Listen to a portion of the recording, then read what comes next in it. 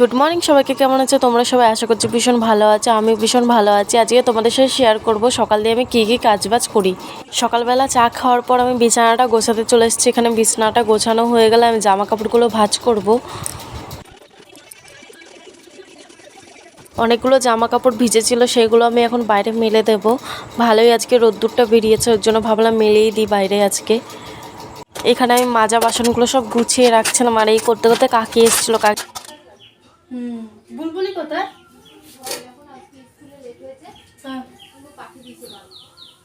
কেন কি করেছে? কি বাবা,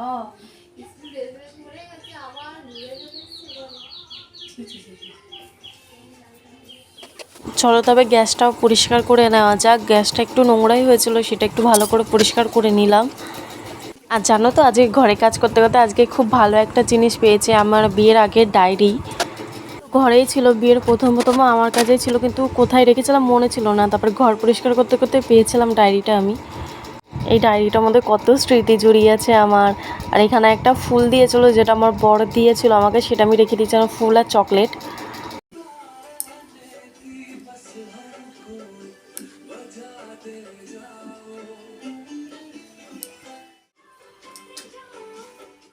চলো তাহলে ঘরটা ঝাড় দিয়ে আজকে ঘরটা মুছে নেওয়া যাক। কাজবাজ করে শুয়েছিলাম, আমার বর আমার জন্য আবার কেক এনেছিল, আমি কেকটা আনার কথা বলেছিলাম। চলো তবে কি কি বাজার করেছে গিয়ে দেখা যাক।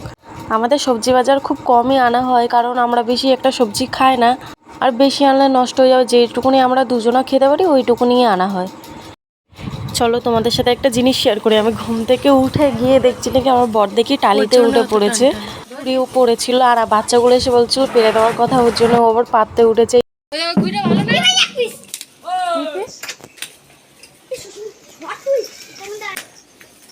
জামাটা মন করে ধরেছিস কেন? তারপরে সন্ধ্যেবেলা আবার তাতান এসেছিল, ওর সাথে একটু খেলাধুলা করলাম। আমরা খেলা তাকিয়ে আমার দিকে তাকাও।